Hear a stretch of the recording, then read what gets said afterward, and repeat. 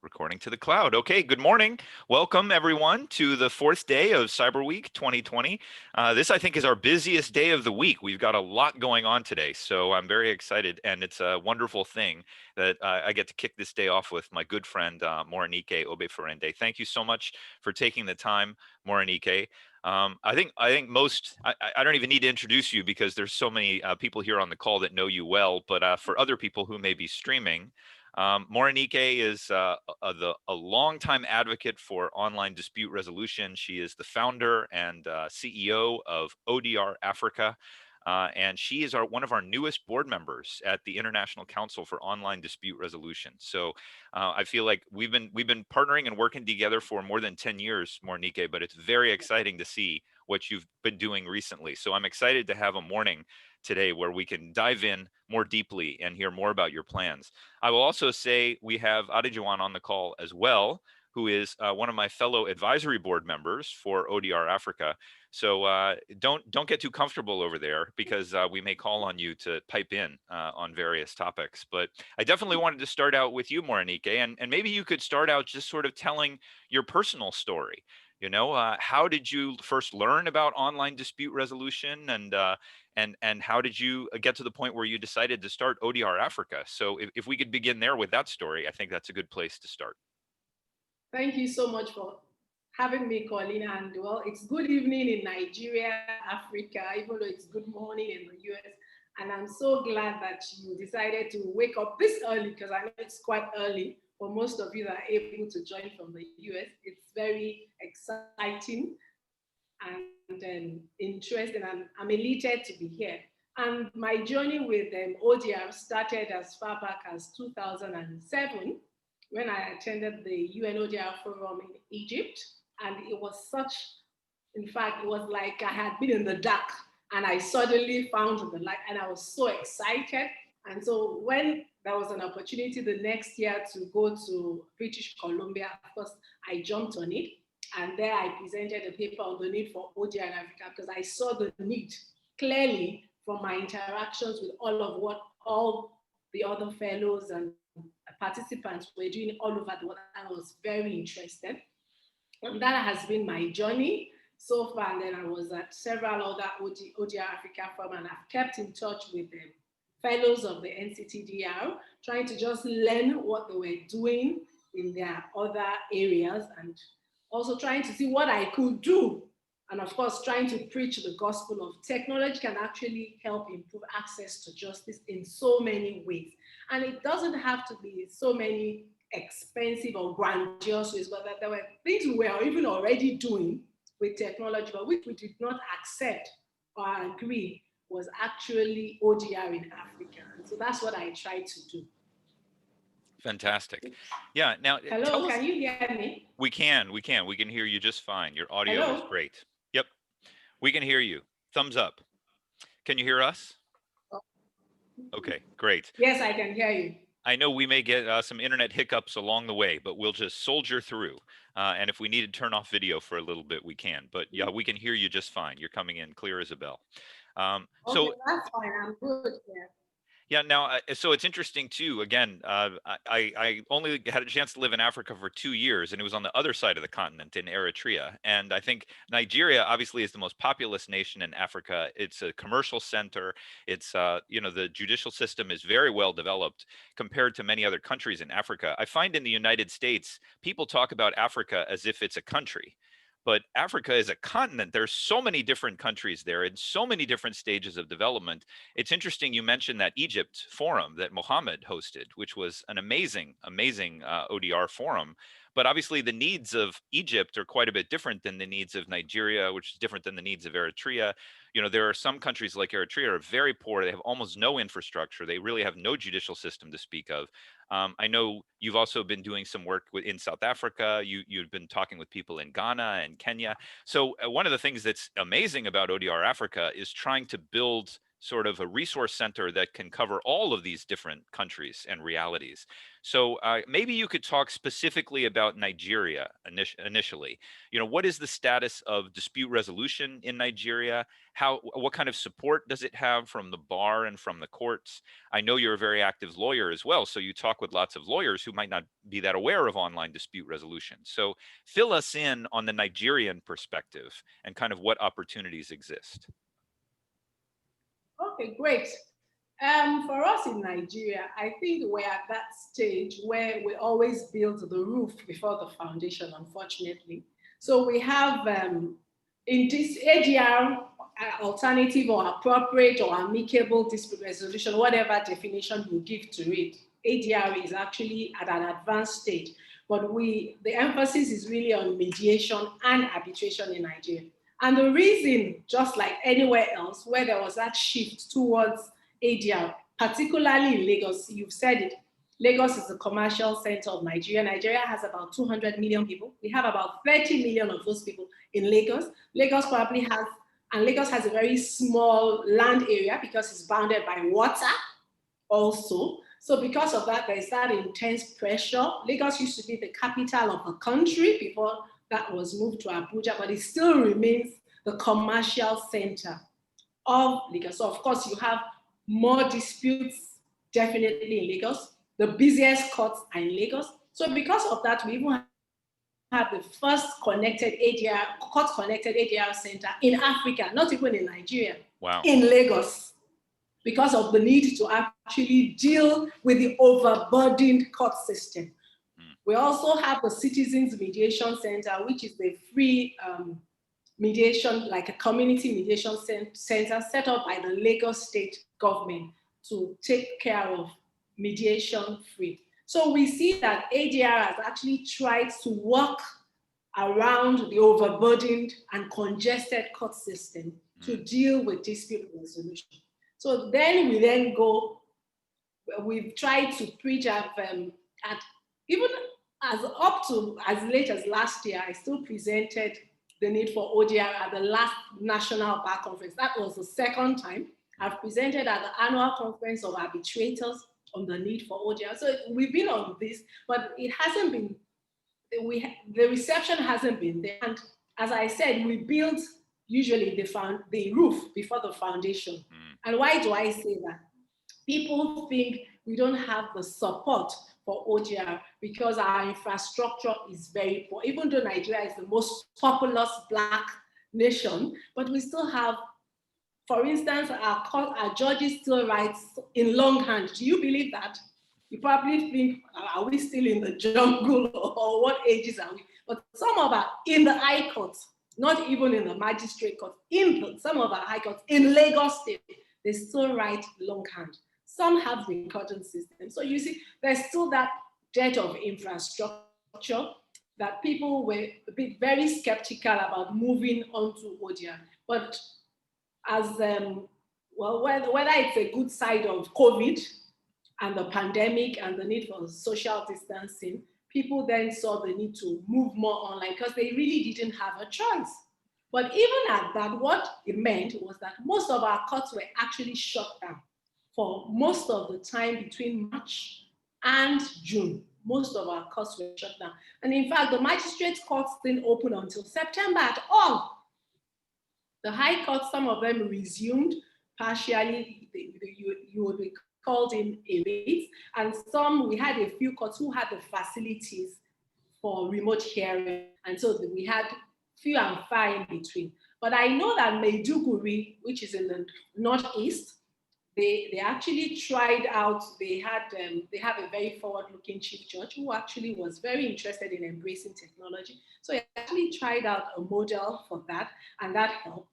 And what we have also done at the Lagos Multi-Door Courthouse, which is a court-connected ADR center, is to actually go online for mediation. So we've had a lot of mediation since COVID, or using the Zoom platform and so many other platforms. Sometimes even the Citizens Mediation Center has used telephone, they've used WhatsApp, even just to be able to connect people together and just get them to resolve their dispute.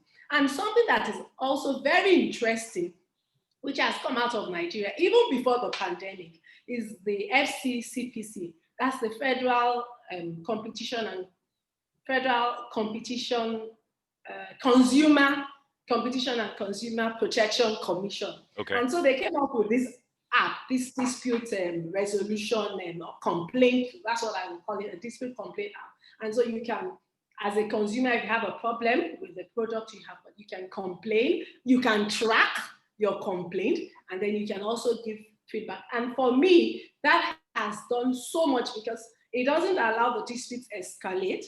It deals with the complaints because once you file your complaint and you don't have to leave your house, it's remotely done. So you just sign on to the app, you file your complaint, and the FCCPC actually connects with the supplier or the producer or the service provider. And what we have seen that even before it gets to the point that FCCPC has to intervene, the supplier or the producer communicates with the other party and the dispute is resolved. So it's in very few cases that you actually then really need to get involved with a third party. So that, for me, it's also a way of using technology to actually improve access to justice. Because what would have happened?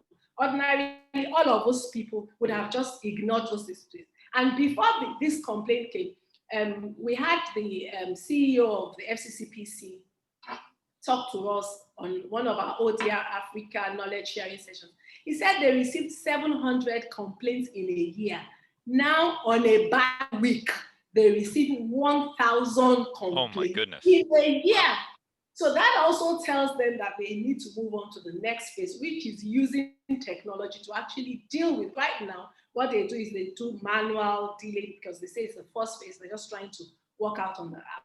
So they use their officers to then push the emails to the different companies that are affected. So now they're looking to use technology to push because they cannot even cope with the number of disputes that they're getting. And then, of course, the next phase after that will be to actually involve third-party neutrals where those cases are not able to be resolved using the technologies that they have.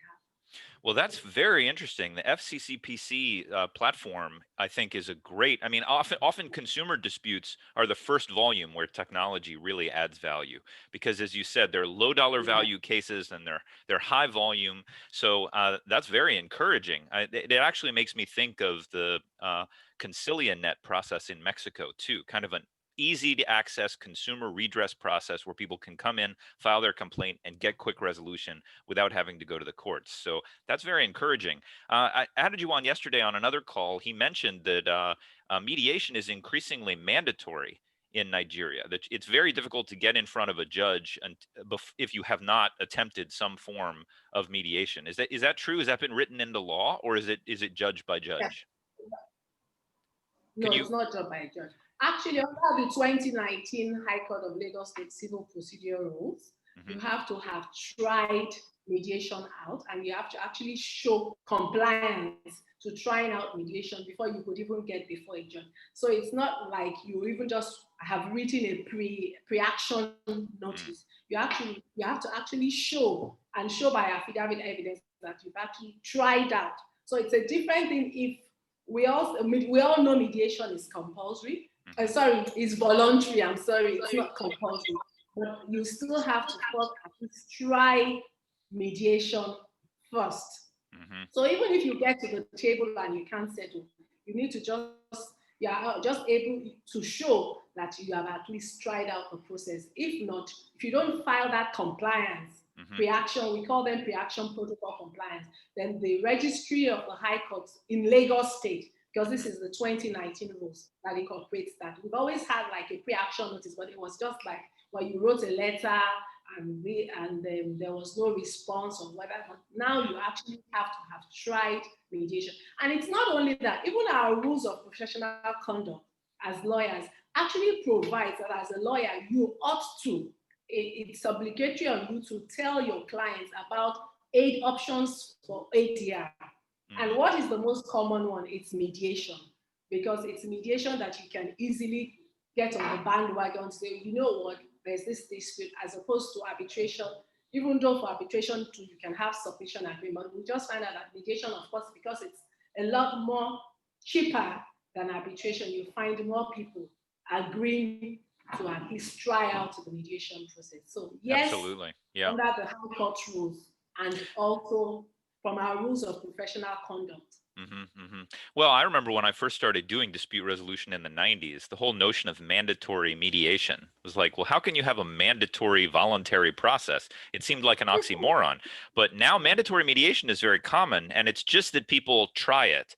So I know in Brazil, they implemented a mandatory mediation law as well, but they specifically said in the regulation you can do it online. So this can create a market for services. If there is mandatory mediation and there's an online option to reach out to the other side to document that you have checked that box, it can help to create demand. So I think that's a huge step forward. We don't have that in most of the United States. We don't have mandatory mediation. We often do in the family courts, but that's great to hear. And another thing that I would note, when we did our training together for ODR Africa, you had some very senior judges who participated, and I found they were very open. I mean, they started to talk about ODR, and they were, they were true believers. So I think it's great to have advocates for ODR placed highly in the court system, because they can really make the case for you internally. Is that what you've seen? Have you seen an openness on the part of the judiciary in ODR? Yes, it is, because really and truly, just like I said, there's a chief judge of Borno State who is actually championing, and it's so funny because Borno State is the Northeast, and people are like, well, how many cases do they have? The volume of cases is not so high, but he has it all done. The Federal High Court, which spans all of the states of the Federation, also has an ODR system kind of setup. It's not completely functional, but everyone sees the need to be able to move forward. And particularly, I think the COVID pandemic has just put it all out in the open. People who were very skeptical, who were like, oh, it's unconstitutional. Well, you have to have your cases tried in public. You cannot give judgment and give a sentence for murder on a Zoom call. The space does not feel like it's a court. There's no ambience of the legalese all around. So many people are just like, well, it's better to have something than nothing. Because if truly the courts were shut down, and they were shut down between March and September, more or less, and then the judges then had the annual vacation again, and most didn't resume until October. So many people were locked in the precincts awaiting trial. Some people who couldn't make bail and all of that. So that's like a whole year that you've added to their time without determining. And we always say justice delayed is justice denied. So look at someone also who has borrowed money from a bank, has a dispute with another person, who is not able to deal with that dispute, and his interest keeps mounting because he's not able to determine. If you provided that person an alternative to resolve his commercial disputes online, of course he will jump at it and will be so glad to have it done rather than just waiting on ending for the resolution through the courts face to face. Well, what's obvious to me is that the soil is very fertile for someone to plant a seed. And that's why I want to now talk about the seed that you are planting and what you want it to grow into. So let's talk about ODR Africa. So what is your aspiration for ODR Africa? How do you see the organization adding value, not only within Nigeria, but also more broadly to other countries as well? What do you want ODR Africa to provide in order to help promote online dispute resolution in Africa? Thanks, Colin. That's a very interesting question. Because, I said something earlier. I met all of these guys from all over the world, and I was so impressed, and I thought, well, I could learn. So for me, ODR Africa is supposed to be like a platform where we can learn. You said it already. Some countries in Africa are more advanced because they have infrastructure. Probably they are richer. Their economies are more buoyant. So rather than learning from maybe the US, who started, you probably had your e-signature law in the 90s. So many people don't even understand what ODR is yet. So for me, ODR Africa is a way for Africa to help Africa to move in the direction of using technology where necessary and as applicable or as can be, as best as can be. Because of course, we're not going to get to the position where the US is today, but some of us will get farther than the other. For instance, we were on a call with Ghana a few weeks back, and it was obvious to me that they were not where we were in Nigeria. And so, but they can learn. And because we're both English-speaking common law countries, it will be easier to adapt whatever it is we have used and we have picked up from, rather than they reinventing that wheel. So for me, ODR Africa will serve as that platform that allows the rest of Africa to learn from. We are learning from South Africa, like Willie Pene now. He also shared with us what he's doing. We're learning from Egypt. Mohammed and his group are doing so much because Egypt has their domain name where you can register, you can make your complaint from the beginning to the end online. They have their electronic signature law. We don't have that in Nigeria, even though we have laws that recognize electronic signature. So you see, we can all learn from each other because we're all in the same continent. So for me, ODR Africa is supposed to provide that platform where all of Africa, whether it's the North, the South, the East, the West, can learn and we can grow at our pace into it, rather than looking at the US, who have been in this race for maybe 40 years or 30 years now, and thinking we can, yes, we can leapfrog because we have the power of mobile, but even at that, we still have some limitations which we must deal with. And so for me, that's where I see ODR Africa can actually add value. Absolutely. You know, I will say, I think obviously Ethan started the Center for Information Technology and Dispute Resolution, which is now the National Center for Technology, which is funny that it's called the National Center because it's really international. I mean, if you look at all of the fellows, but that was a discussion we had. Maybe we need to change the name again. But what I've seen is there have been these regional ODR networks that have emerged. You know, Chitu started out with ODR India and ODR China, and Alberto has built ODR Latino America. And I think it's fine to have ODR.info with sort of general information about ODR. But what really is successful is when you can create these regional communities. And it's, as you say, because best practices spread from one to the other. And I think, so I love that that's the way you're thinking about sort of planting a flag in each geography and saying, okay, what are the needs there? The other thing that I've seen in terms of the rollout of ODR is if you go into a country where ADR is very well established, and then you say, well, have you thought about ODR? It's actually harder.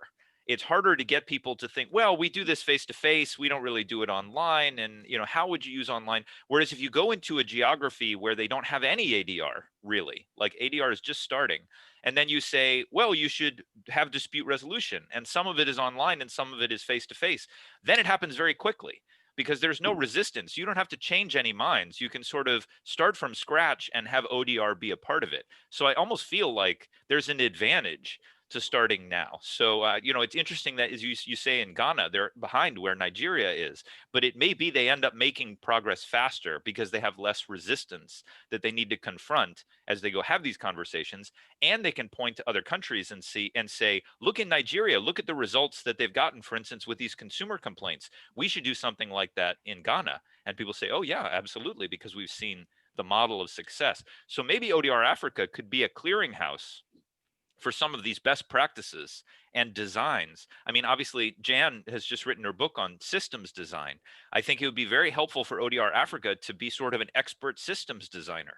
And you could come in and say, okay, these are the best practices that you can deploy. So it sounds like that's part of your plan for ODR Africa. Definitely. In fact, I actually used a bit of Jan's book when I was trying to put some proposal together for the FCCPC because they wanted ODR Africa to work with them and see how they could actually improve with what they already have. And so it's interesting that you say that that's what ODR Africa is, because that's exactly what we're trying to do and see how we can actually improve on whatever exists, and where it doesn't exist at all, create that platform. Because right now we're also trying to work with the Citizens Mediation Center to find how we can have them have an online platform that they can actually use rather than relying on just the telephone, where face-to-face is not possible, where face-to-face is not possible because of the restrictions, where face-to-face is not possible because people are so far away, where face-to-face is not possible because the value is so low and people would ordinarily walk away. So there's so many instances where face-to-face is not feasible, but having an online platform would actually improve the chances of people wanting to resolve it. Just like I gave you the example of the FCCPC. People, because before then, people had to either go to any of their offices or send an email. If they sent an email, they would wait for a response that could take 6 months or forever or not at all. And so because of that, people just thought, you know what, it's a waste of time. One, it wasn't accessible. Second, it wasn't timely. Three, it was too costly because then you had to courier some documents to Abuja, whatever part of Nigeria you were. But now, you only need to get online, get onto the app, send the information, upload your pictures, upload whatever it is, and boom, that's it. That's so amazing. That just makes it simple, accessible, and affordable, which is what ODR, in my view, sets out to achieve. Should be. That's exactly right. Well, it was interesting, again, from our training, we came in saying, well, let's use Zoom for all these sessions. And very quickly, people said to me, well, actually, can we use WhatsApp? I mean, WhatsApp is on everyone's phone. I guess it's very common in Nigeria. Everyone's using WhatsApp already. So as you say, it needs to be convenient. It needs to be accessible. We should utilize the tools that people already have, as opposed to trying to convince them they have to download a new app or use a new software program. So I think it's very interesting to see best practices emerging for how to do ODR over WhatsApp. And I felt like that the first time I had that conversation was in the training that we did together. Talk for a minute more about technology.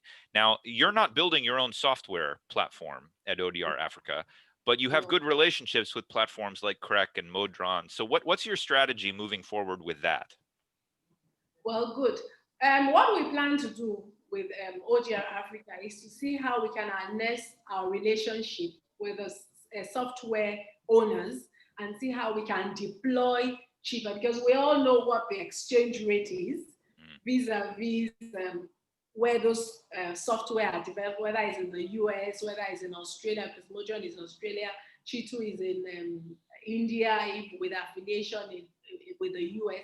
And so what ODR Africa has set out to do is to try and work with most of the software, and not only CREC and Modron.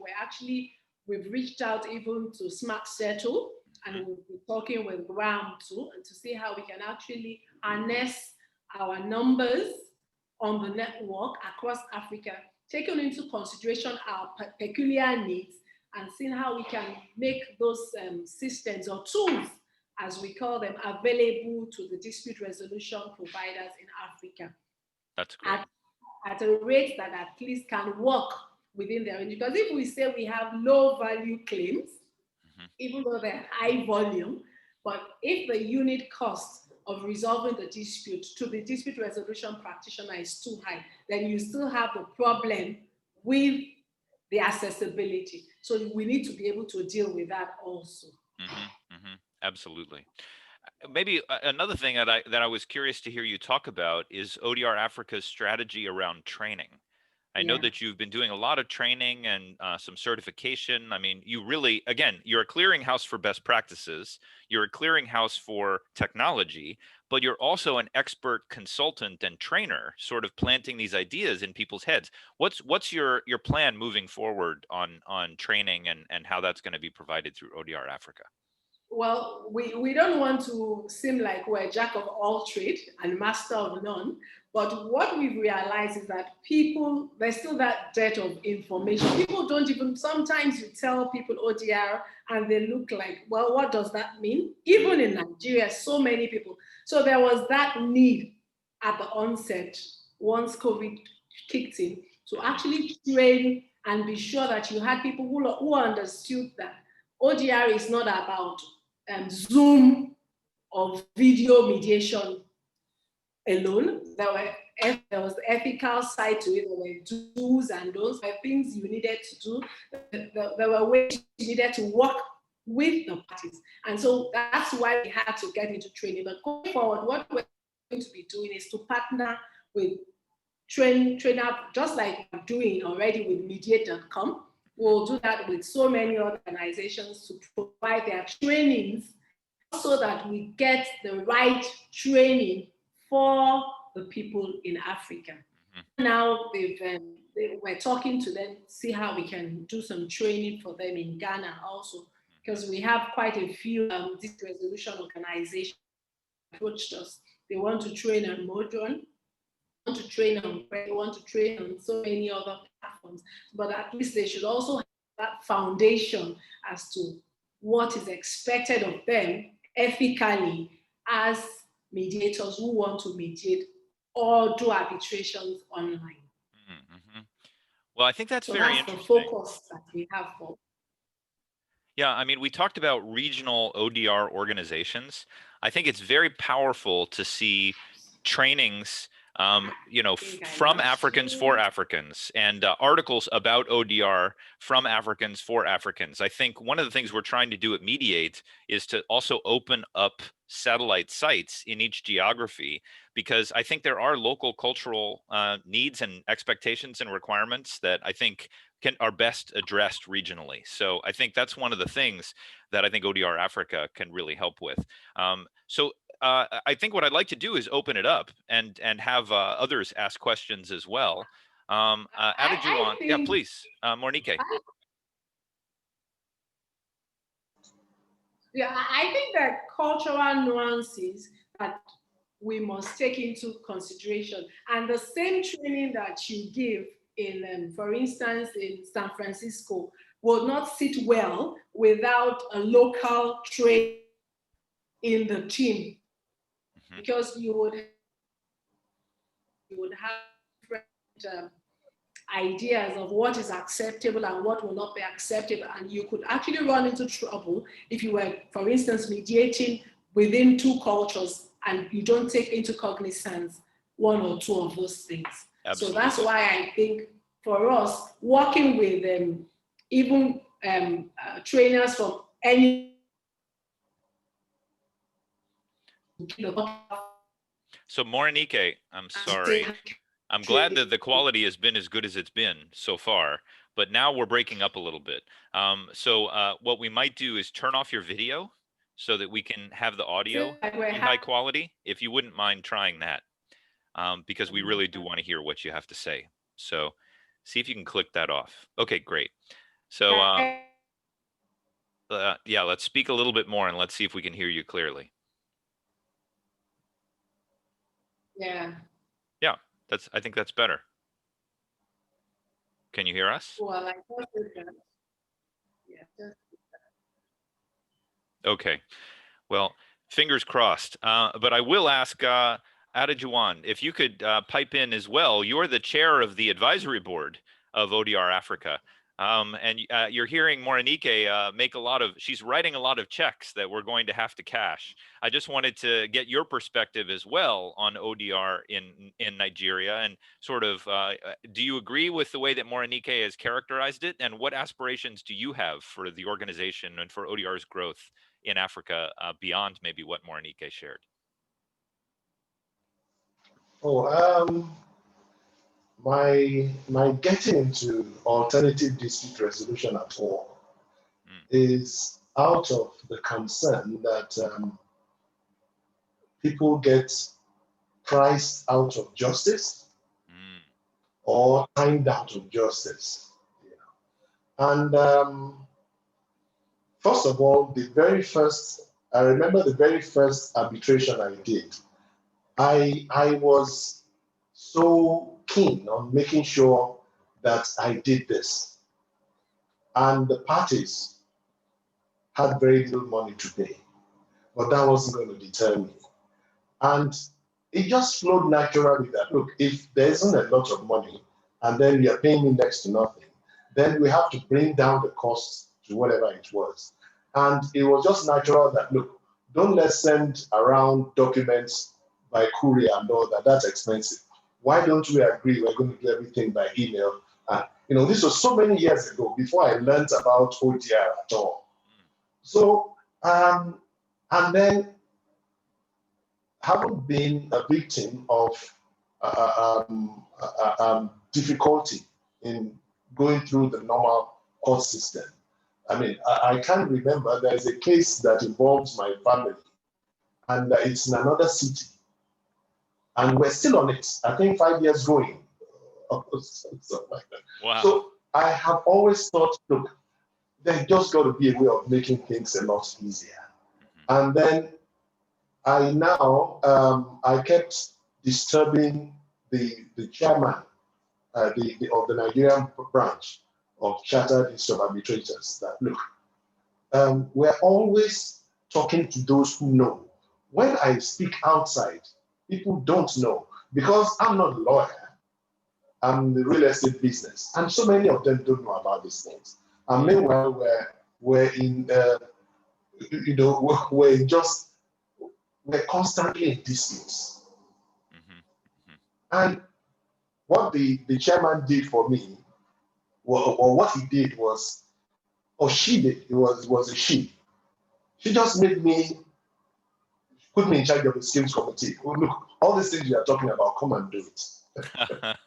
Then it was then I realized that, okay, what are my terms of reference? She said, you create your terms of reference. Whatever you think is the problem, come up with it and bring out the solution. So I thought, look, the small and medium enterprises sector of our economy contributes about 50% of Nigeria's gross domestic product, but almost all disputes go unresolved at that sector. And we now find ourselves using the police, and there's just a limit to what the police can do. You know?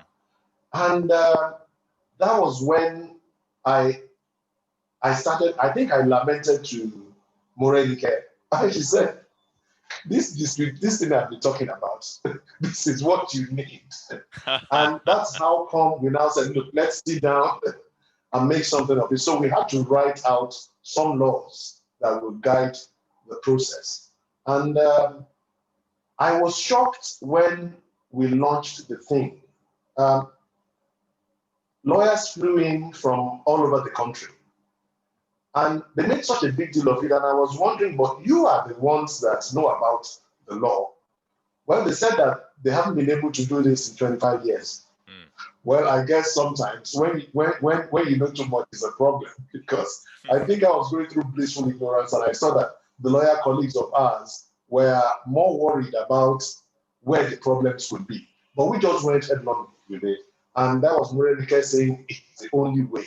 It's the only way. So we got on. And that's how we moved on and on. I remember that she's been in touch with several international bodies that had made softwares for us to try on. But we always arrived at one thing. They were expensive when it comes to the relative strength of the currencies. Sure. So we just had to keep looking for a way. And I think we have now found one. You know?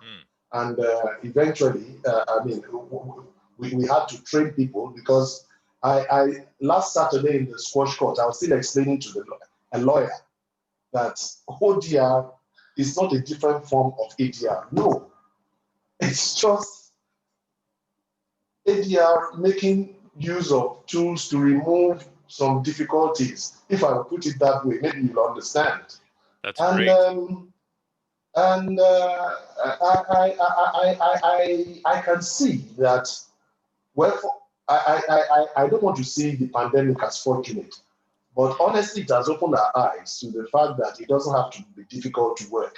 You can sit where you are and communicate. Absolutely. So I now see that access to justice already is improving in Nigeria. Because I actually was studying how it happened, how it got to be that way. Because we always had a traditional ways of resolving disputes, but most of them were some strange, somebody making a decision for others. And I guess when received English law came and we adopted it, I think the problem was enforcement. Because when when you both submit to a process and then there's a decision, when there's now a recalcitrant party, what do? The government does not delegate use of force. Mm. So I think everybody started believing only in the courts. Mm-hmm. Now, in the cities, because for countries like ours, developing countries, you tend to see a lot of rural urban migration. So everybody will be in the cities, and very few people in the countrysides. And the courts in the cities were getting choked. I mean, I just wonder when it's not unusual to have, for a judge to have 500 cases in his or her docket. that's, and some of them are still writing in longhand. I've actually been to court once when a judge actually told a party, or he said, just give that party my diary and let that party choose the dates. And that party couldn't find a date that year. Oh my goodness. So it's not a surprise that our legal system had to look for some support. So it's just lucky for us that it got that bad, and here we are trying to make the best of it. Well, yeah, Adejuan, I love that story about you Yeah. sitting on the squash court and talking about ODR. That is the way that it happens. It doesn't happen in formal presentations. It happens person to person where you have a conversation and you plant the seeds. So you're doing exactly right. I also love the story about I guess it was a female judge who you said, we should do more arbitration. We should make dispute resolution more available. She said, okay, now you do it. You design the rules. You have to. So they say no good deed goes unpunished. So I think that is what is so exciting is all these seeds are being planted and watered, and eventually they'll be a forest.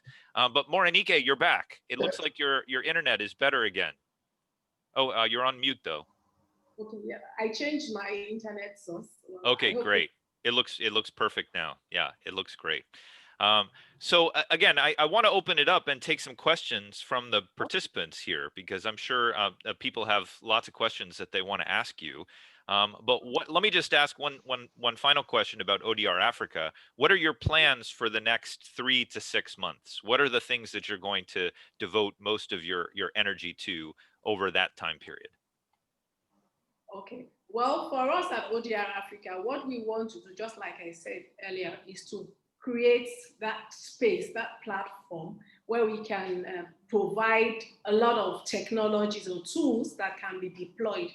Apart from, of course, education and advocacy, we'll have to do that because there's still so many people. Even Kenya, we have an advisory board member from Kenya, and it's right. like they haven't even started anything in Kenya. So the idea is to reach out to the different regions, see how we can harness and exchange ideas, and of course, try and make available the necessary technology. And Juwon said something about we've tried working with so many service providers in the past, but we always found out that it was too expensive. Mm-hmm. Now with Quack and with Modron, we're working on finding a position that can work and make those platforms accessible even in Africa.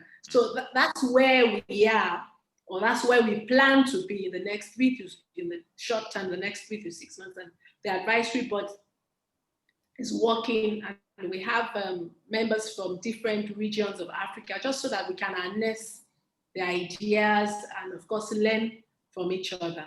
That's great. Is there a way for people to contribute? Are you thinking about starting a membership, or is there a donation option, or is there a way? How can someone, if they want to support the work of ODR Africa, how can they help out? I'll just, I think I should be able to share my, I'm trying to see if I can share my. There should be a little green icon at the bottom of Zoom that says share screen. I was actually looking for, I actually opened the website. So we actually have a website, and you can actually join and become a member of ODR Africa. If you click onto, I'm trying to see what I'm doing wrong. I must be doing something wrong there. So I'm just trying to see, because I actually had, okay, great. I think I know what I was doing wrong there. You got it? Because I think I can bring it up too, if that's easier.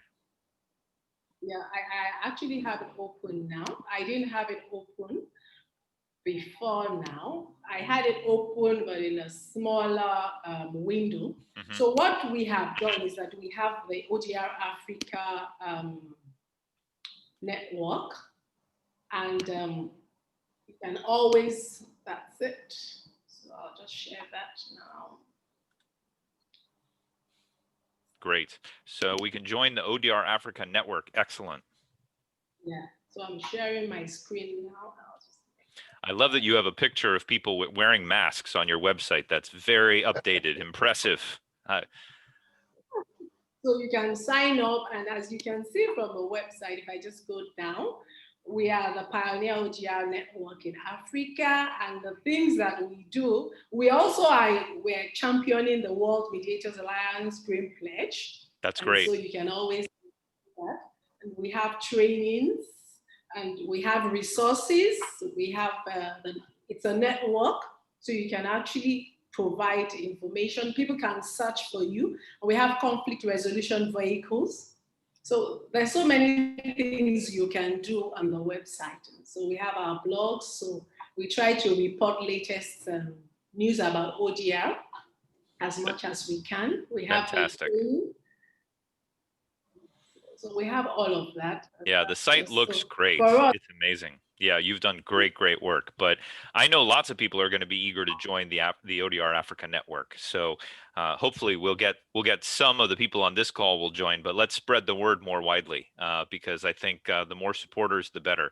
I know we were talking about the importance of regional ODR organizations, but I also love the cooperation between these regional ODR organizations. So not only is it NCTDR holding a meeting like this and learning about ODR Africa, but also Alberto collaborating and European ODR providers collaborating. So I think it's great. So let me open it up and see of the other participants on. Please, Morenike, what were you saying?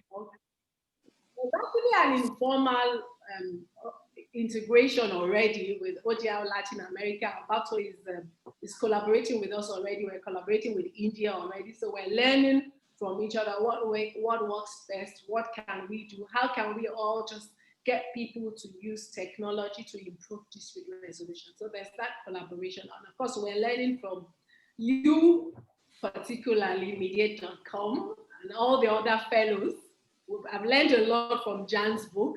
I've learned a lot from Amy. There's so many of the fellows that I'm learning a lot from. And Richard was on the call yesterday. That was very interesting as regards ODR and the courts, because we see that the Nigerian courts they don't have a choice, just as I said, they're going to have to go that way. So there's a lot to learn and to also make representations when the need arises. Absolutely. And all of us are learning from you. Yeah, I also mention something that the Singapore Convention allows countries to adapt the rules as they wish. So it will be nice to be able to get in touch with somebody, go through ODR Africa, get in touch with somebody in some parts of the world. Mm-hmm. How does this apply at your end? So if you have, because the world is becoming a global village, and there are always cross-border transactions going, and of course, nobody wants to. Well, most business people don't like to submit to local courts because they're not very, very familiar with that area. So it's always good if you can always get in touch with the platform through which you can get in touch with anybody all over the world.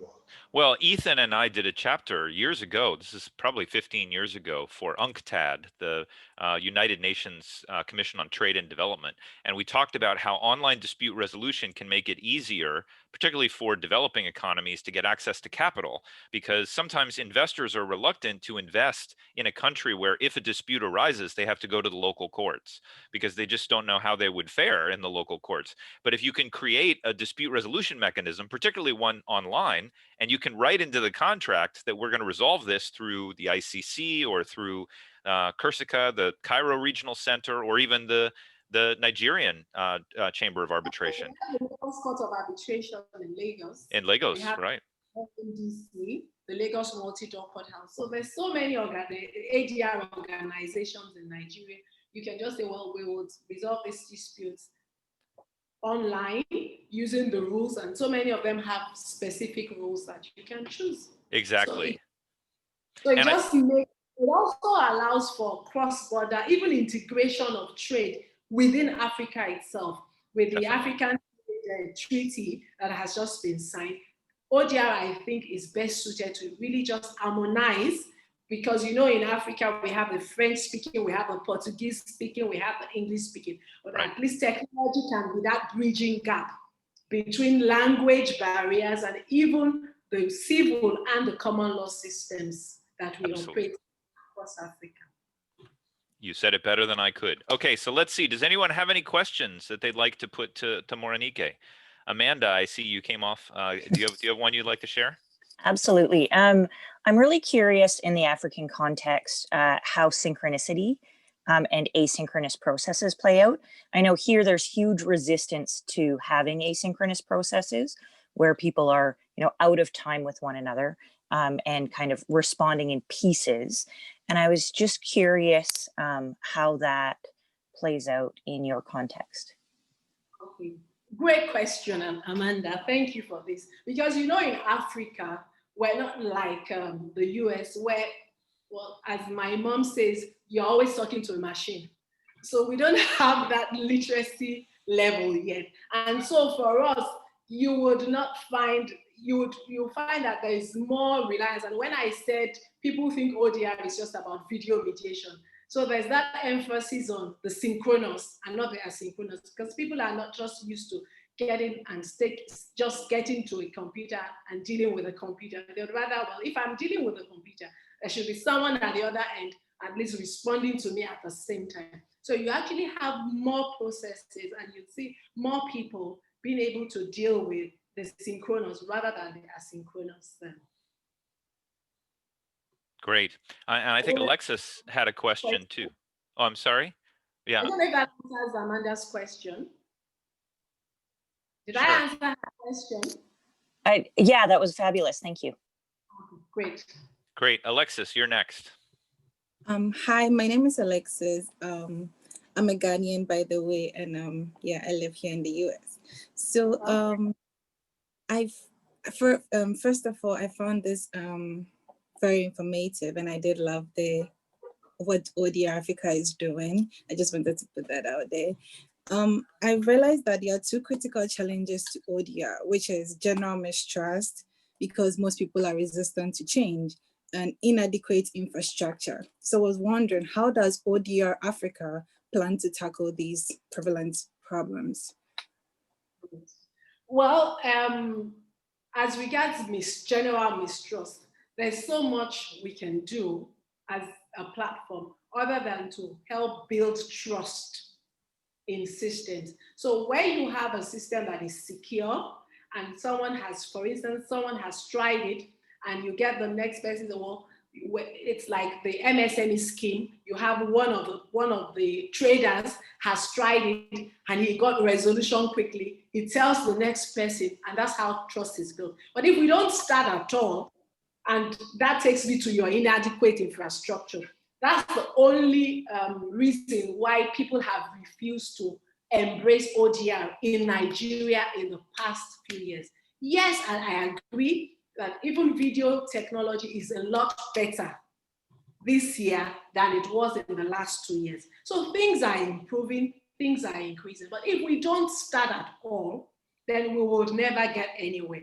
So yes, I agree there is the debt of infrastructure, but just like you saw on this call now, at a point I had to then move on to a next internet service provider, because what you then do, if you're really in the business of dispute resolution and you have to do sometimes, well, in Nigeria, most of us would have at least 2-3 internet service providers. So if one fails or wavers, just move to the next, because you realize that this is something that you need to do and you just have to get it done. And it's the determination to really just want to make it work that pushes you that route.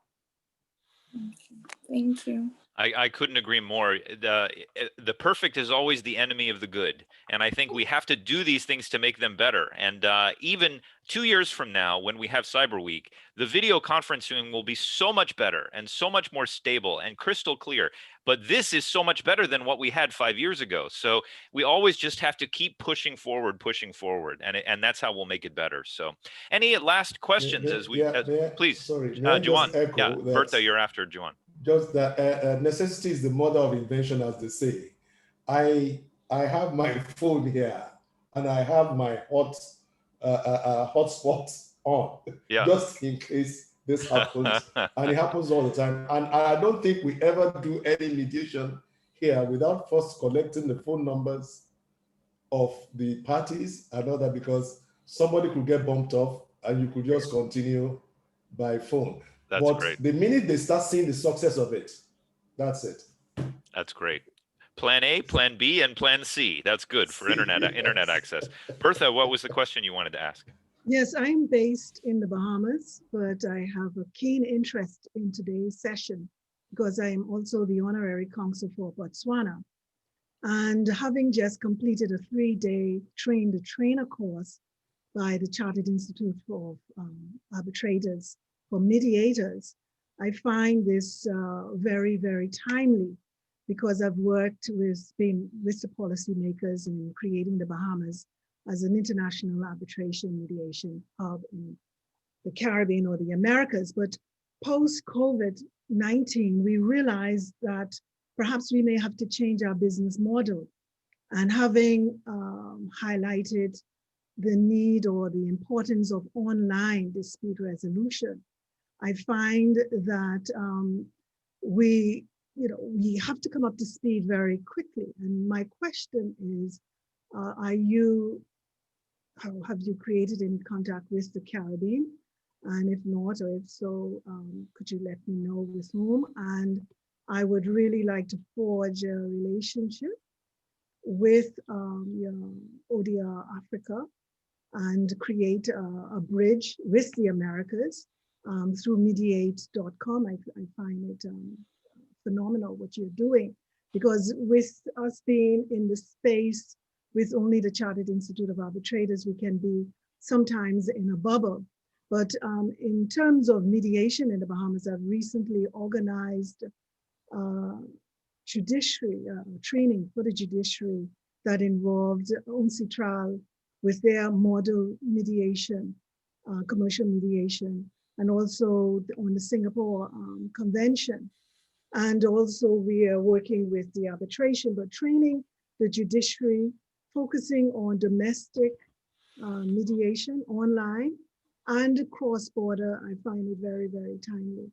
So thank you for this. Thank you so much. We don't have anyone we're working with in the Caribbean, and we'll be very glad to work with you. And it's interesting because I also train, I'm on the approved tutor list of the Chartered Institute of Arbitrators for mediation and arbitration. And I also train at the Lagos Multi-Door Courthouse for mediation and so many other international organizations. So it's quite interesting that you say that we would definitely love to be in touch with you through mediate.com. I would love to work with you. Bertha, I just checked, and ODRCaribbean.com is available. So I think it's time. We need to start a new regional organization, and you can be the CEO. So that sounds great. Well, I want to actually, we're a little bit over time, but I want to say, Morenike, thank you so much for taking the time to chat with us. This was a wonderful presentation. It's very exciting to see all the things that you're doing. I think many of us are going to join the ODR Africa network right now because we want to stay abreast of everything that you're working on. But thank you for being such an innovator and charging ahead. And I think it will be fun in 50 years to look back when ODR is commonplace across all of Africa and every court provides online options for resolution. I think they will think back to you as the mother of ODR Africa and the seed planter that eventually created the forest that everyone benefits from. So thank you for all your hard work. And please, if we could all join in on a round of applause for Morenike. Thank you for having me, and it was such a pleasant time being here. It's always a pleasure to chat with you, Colin. You know that. The feeling is mutual, Morenike. We are the president of each other's fan clubs. So that's what I like. Okay, everyone, please stay tuned to other sessions we have today. We have Andy Lee coming up with artificial intelligence in ODR at 10. We have a great day, and we have a social hour tonight. I'm sorry, it will be too late probably for our Nigerian friends to join in, but this was probably our social hour, this presentation. But keep in touch. Thank you again. Keep up the good work. Stay well, and we will speak soon. Thank you. Thank you, everyone. Okay. Bye-bye. Bye.